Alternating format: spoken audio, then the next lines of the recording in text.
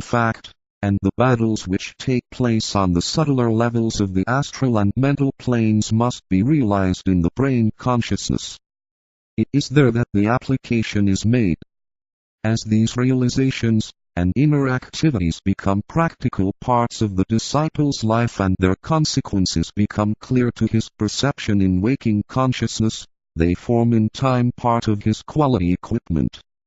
He is in reality integrating and synthesizing experience in the three worlds, and becoming a master through conscious mastering.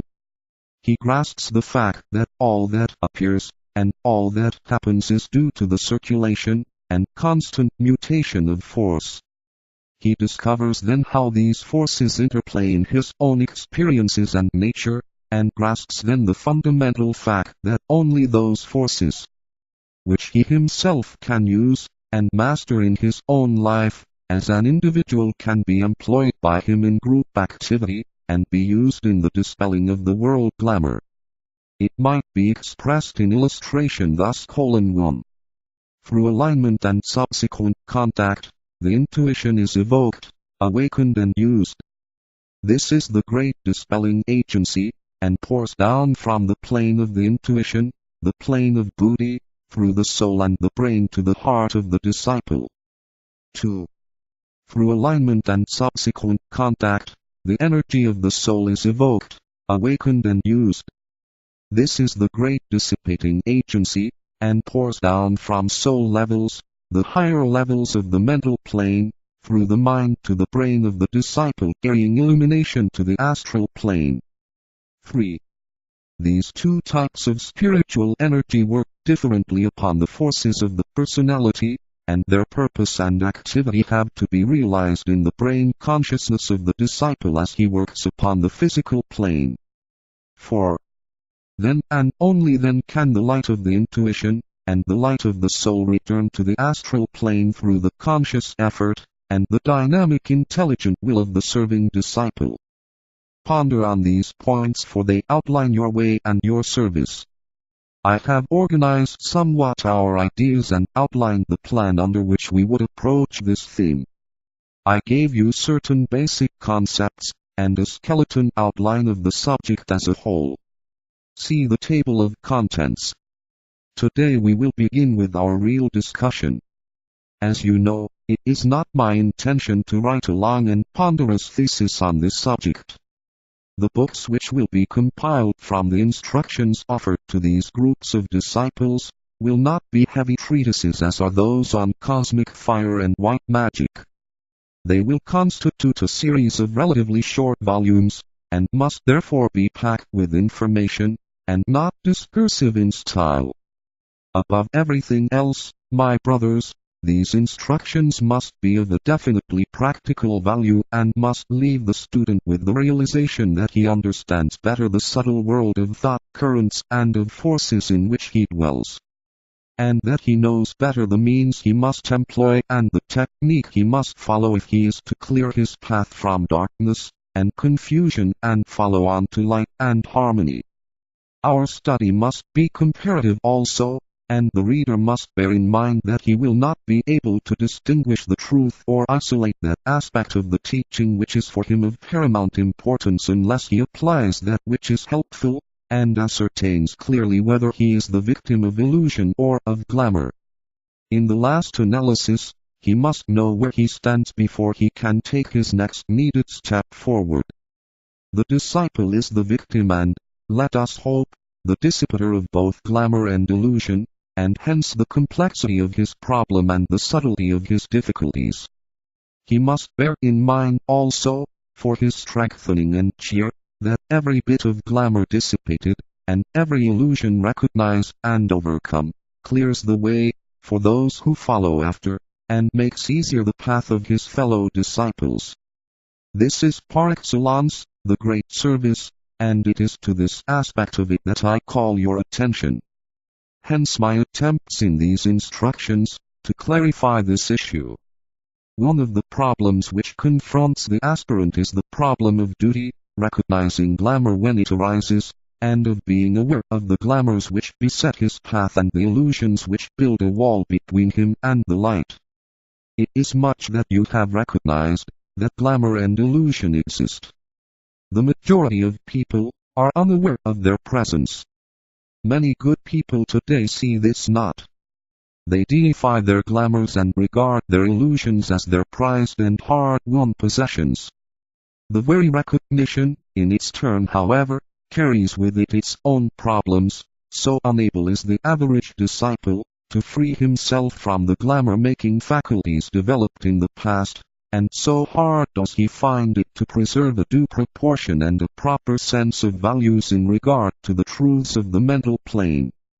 A hard-won truth and a principle of reality can be grasped, and then around it the disciple can build the easily formed illusions of the mind which is just beginning to find itself. The glamours of an emotional nature can emerge and gather about the ideal, for that is as yet unclarified and is prone to attract to itself that which emotionally and sensitively it believes itself to be and have. Let us illustrate my point from two angles, both of which are entirely in the realm of discipleship, or encountered upon the path of probation. We will call them the illusion of power, and the glamour of authority. This form of words will show you that one is to be encountered upon the astral plane, and the other upon the mental. The glamour of authority is a mass glamour in most cases. It has its roots in mass psychology, and is one of the indications that humanity is at the nursery stage as yet, when men are safeguarded from themselves by the imposition of some rule, some set of laws, some authoritative dictum, emanating from state control, from the rule of an oligarchy, or from the dictatorship of some individual. It reduces mankind, as far as one can judge, to set forms and standardizes men's activities, regimenting their lives and work. It is imposed and ordered through catering to the fear complex, rampant in humanity at this time. And this fear is one of the most fruitful sources of glamour, which we have.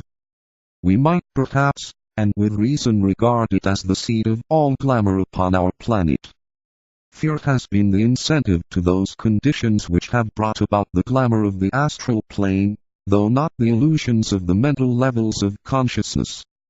When the glamour of authority transfers itself into the spiritual consciousness of man, we have such a state of affairs as the period of the Inquisition in its worst forms, of church authority, with the emphasis upon organization, government and penalties, or the unquestioned rule of some teacher. In its highest forms we have the recognition of the right of the solar angel, of the soul or ego, to rule. Between these two extremes, which express the infancy of the race, and the freedom which comes when mankind achieves its majority and the freedom of the soul, lie all the many types and kinds of intermediate reactions.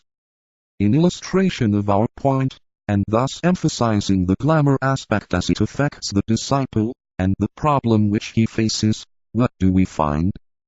The disciple has freed himself somewhat from the imposed control of an orthodox teaching, and from the rule of a teacher. He stands, as far as he can tell, free from such control. Knowing however his essential weakness and the lure of the personality, he is on guard against himself, and against the ancient rules of control, and learns steadily to stand on his own feet, to come to his own decisions, to distinguish truth for himself. He learns to choose his way. But, like all persons who have not taken some of the higher initiations, he can, in due time, become enamored of his freedom, and automatically then swing into the glamour of his ideal of freedom, an ideal which he has created. He becomes the prisoner of freedom. He rejects all rule except that which he calls the rule of his own soul, forgetting that his contact with his soul is still intermittent. He demands the right to stand alone. He revels in his newfound freedom. He forgets that, having given up the authority of the teaching and of the teacher, he has to learn to accept the authority of the soul and of the group of souls with which he is affiliated through his karma, his ray type, his choice, and the inevitability of the effects of the at-one-ment. Having relinquished the guidance of another person upon the path, and having his eyes partially opened, he now seeks to tread that path to the goal, forgetting however that he treads the path in unison with others, and that there are certain rules of the road, which he must master, and which he must master in unison with others. He has exchanged the individual law for the group law, but does not yet know that group law as it should be known. He marches on as best he can alone, glorying in the freedom from authority which he has succeeded in achieving. He promises himself that he will brook no authority or guidance. Those of us who are considering him and looking on at him from the clearer heights of attainment see him gradually becoming obscured by wisps of fog and by a glamour which is gradually growing up around him as he becomes a prisoner of the fog of freedom, and revels in what he deems the fact of his independence. When his sight has cleared, and when his mental aspect is more developed and unfolded, he will know that the law of the group must, and will, impose itself upon him, and that the rule of the lower nature has only to be exchanged for the rule of the soul. This is group rule and works under the law of the group. He has struggled out of the mass of seekers of the road onto the road itself. He is, therefore, ahead of the masses, but he is not alone, even if he thinks that he is.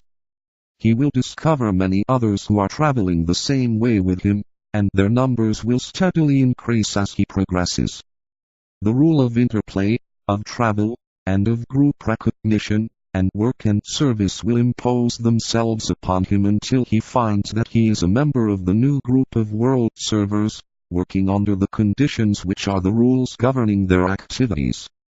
As he learns to travel with them upon the road, their governing incentives, and the techniques of their chosen service will penetrate his consciousness, and automatically and naturally he will begin to obey the higher rhythm and give his assent to the laws which control group life and group consciousness. Finally, he will find himself entering into the silent places where the masters of the wisdom dwell, and will work in group rhythm with them, obeying thus the laws of the spiritual realm, which are the subjective laws of God. Time and again, along the road, he will revolt from control and will fall back into the glamour of his supposed freedom. There is freedom from the control of the personality. There is freedom from the control of personalities. But there is never any freedom from the law of service, and from the constant interplay between man, and soul. To stand really free is to stand in the clear unimpeded light of the soul, which is basically and intrinsically group consciousness. Therefore, when one of you is beset by uncertainty and unrest, desiring and demanding to walk free and that no authority be imposed upon you, see that you are not submitting to the glamour of the desire to be freed from your group impacts, and make sure that you are not seeking as a sensitive soul a way of escape. I am using this phrase in the modern psychological sense. Be sure to ask yourself the question: is your comfort and your peace of mind of such definite importance to yourself and to others that it warrants your sacrificing the group integrity in order to have it? Does your own interior satisfaction provide an adequate excuse for delaying the planned group purpose? For delay it certainly will. Whatever you decide will constitute, in its turn, an authoritative decision with all the consequent reactions upon the group. What is this?